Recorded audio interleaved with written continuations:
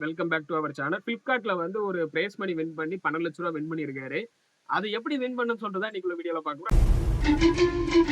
தேனி மாவட்டத்துல சேர்ந்த ஒருத்தர் வந்து Flipkartல ஒரு பவுச் ஒண்ணு ஆர்டர் பண்ணியிருக்காரு.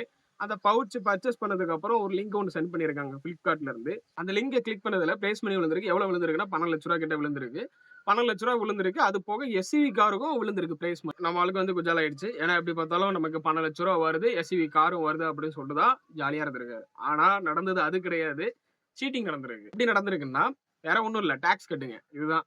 உங்களுக்கு ரூ. 12,00,000 விழுந்திருக்கு, காரும் விழுந்திருக்குன்னு சொன்னோனே, நம்ம ஆளு வந்து பணம் கட்ட ஆரம்பிச்சுட்டாங்க. முதல்ல ஒரு ரூ. 15,000 கிட்ட வாங்கியிருக்காங்க. அதுக்கப்புறம் கொஞ்சம் கொஞ்சமா திரும்ப டாக்ஸ் கட்டணும்னு சொல்லிட்டு அமௌண்ட்ட வாங்கி தள்ளிட்டாங்க. கிட்டத்தட்ட ரூ. 18,00,000 நம்மால ஏமாந்துருக்காரு. இத பத்தி நெறைய பேர் பேசிட்டாங்க. ஏன்னா, இப்ப எப்படி எப்படிலாம் ஃப்ராட் நடக்குது அப்படின்னு சொல்லிட்டு நெறைய பேர் பேசிட்டாங்க. ஒரு லிங்க கிளிக் பண்ணி போறது, ஒரு Flipkartல இருந்து வருதுன்னு சொல்லிட்டு நம்ம கிளிக் பண்ணவே கூடாது. ஏன்னா சம் வெப்சைட்டே வந்து எப்படி இருக்குன்னா, இப்ப ரீசென்ட்டா கூட என்ன நடந்துச்சுன்னா, ஸ்டேட் பேங்க் அந்த பேங்க்ல வெப்சைட்ட அப்படியே கிளியர் கட்டா என்ன பண்ணி வச்சிருந்தாங்கன்னா, அவனும் ஒரு லிங்க வந்து வச்சிருந்தானுங்க. எப்படி?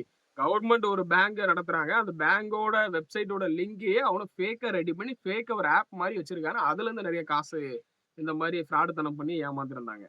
நெறைய மக்கள் ஏமாந்துருந்தாங்க. இப்ப இதே மாரி ஒரு லிங்க் நமக்கு ஒண்ணு சென்ட் பண்றாங்க. அதுல நமக்கு ரூ. 12,00,000 கிடைக்கும், கார் கிடைக்கும்னு சொல்லிட்டு ஏமாறவே கூடாது. இது ஒரு கிட்டத்தட்ட ஒரு 3 வருஷத்துக்கு முன்னாடியே நம்ம ஒரு வீடியோ பண்ணியிருந்தோம். சாஃப்ட் க்ளூஸ்ன்னு சொல்லிட்டு எஸ்யூவி இதே மகேந்திரா எஸ்யூவி கார் வந்துருச்சு.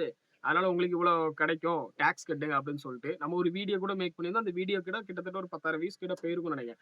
அந்த வீடியோ கீழ கமெண்ட் செக்ஷன்ல பார்த்தீங்கன்னா, அவ்வளோ பேரும் எனக்கும் வந்துச்சு அப்படின்னு சொல்லிட்டு யூடியூப செக் பண்ணியிருக்காங்க. எதுக்கு யூடியூப் செக் பண்றாங்கன்னா, இது ஃப்ராடா உண்மையான்னு ஒரு ஒன் டைம் செக் பண்ணிருங்க. அந்த மாரி நீங்க பணத்த ஏமாறதுக்கு முன்னாடி 4 பேர்ட்ட விசாரிக்கலாம்.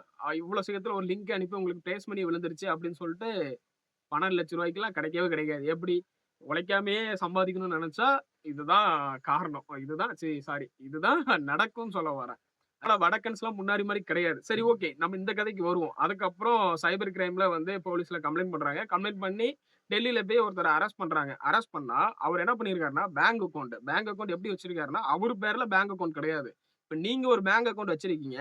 அந்த பேங்க் அக்கவுண்ட் நான் ஒரு விலை குடுத்து அந்த பேங்க் அக்கவுண்ட் இப்ப நான் வச்சுக்கிறேன். அதாவது அந்த பேங்க் அக்கவுண்ட் இப்ப உங்களுது கிடையாது. என்னது. இப்ப நான் அந்த பேங்க் அக்கவுண்ட்ல யாராவது அமௌண்ட் போடுறாங்கன்னா, அத நீங்க வித்ட்ரா பண்ணி தர்ற மாரி இருக்கும். இல்லன்னா நானே ஏடிஎம் கார்ட் வச்சு ஏதாவது வித்ட்ரா பண்ணிட்டு போயிட்டே இருப்பேன். அந்த மாரி தான். ஏன்னா மாட்னா உங்க அக்கவுண்ட்க்கு தான் மணி ட்ரான்ஸ்ஃபர் பண்ணியிருப்பாரு. என் அக்கவுண்ட்க்கு பண்ணியிருக்க மாட்டாரு. இந்த மாரி ஒரு கிரிமினல் வேலை நடந்திருக்கு. அதுக்கப்புறம் கால் சென்டர் வச்சிருக்காரு. வச்சு அத ஒரு சில பேர் ஹையர் பண்ணி அதுல வேலை குடுத்து கால் சென்டர்ல மூலியமா ஏமாத்துற மாரி அத ஒரு ஃபேக்கா செட்டப் மாரி பண்ணி வச்சிருக்காரு. Flipkartல இருந்து பேசுற மாரி. இந்த மாரிலாம் ஏமாத்திட்டு இருக்காங்க. வடக்கன்ஸ் வந்து முன்னாடி மாரி அந்த கார்டு மேல இருக்க நம்பர் சொல்லலாம் கிடையாது இப்போ.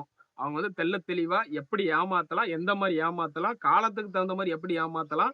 இப்ப ரீசென்ட்டா கூட என்னன்னா, அக்கவுண்ட்ல அமௌண்ட் போட்டு அந்த அமௌண்ட்ட திரும்ப சென்ட் பண்ணதுக்கு அப்புறம் அது என்னது ஹேக் பண்ணதா வந்து நெறைய பேரு சொன்னத நான் கேள்விப்பட்டேன். ஆனா நமக்கு தெரியல அத பத்தி. ஆனா இப்படி நடந்துச்சு அப்படின்னு சொல்லிட்டு சொல்றாங்க. அவன வந்து எப்படின்னா, காலத்துக்கு தகுந்த மாரி வடக்கன்ஸ் மட்டும் கிடையாது. ஏமாத்துறவங்க அத்தன பேரும் காலத்துக்கு தகுந்த மாரி மாறிக்கிட்டே இருக்கானுங்க. அதுதான் என்னோட கருத்தா இருக்கு. அதனால ஏமாறுறவங்க இருக்கிற வரைக்கும் ஏமாத்துறவங்க இருக்கத்தான் செய்வானுங்க. முடிஞ்ச அளவுக்கு ஏமாறாம இருங்க. ஒருத்தன ஏமாத்துறதுக்கு ரொம்ப ஆசைய தூண்டி தான் விடுவானுங்க. அந்த ஆசைய தூண்டுனதுக்கு அப்புறம் இவ்வளோ வருதுல்ல. இப்ப இவரு நெனச்சிருப்பாரு ரூ. 12,00,000 ஒரு காரும் வருதுன்னு சொல்லிட்டு, நம்ம எவ்வளோ நாளும் போடலாம். இது கிட்டத்தட்ட ஒரு ரூ. 18,00,000 குடுத்து ஏமாந்துட்டாரு. டாக்ஸ்ன்னு கேட்டோனே ரூ. 18,00,000 வருதா? 15,000 1,00,000 என்ன 5,00,000 கட்டினாலும் நமக்கு பிரச்சனையே கிடையாது. என்ன மிஞ்சி போனா என்ன ஒரு 15,00,000 வருமா? இந்த மாரி தான் வந்து நம்ம ஆசைய தூண்டி விட்டு நம்மள ஏமாத்துறக்கு ஆள் இருக்கு. முடிஞ்ச அளவுக்கு சேஃபா இருங்க.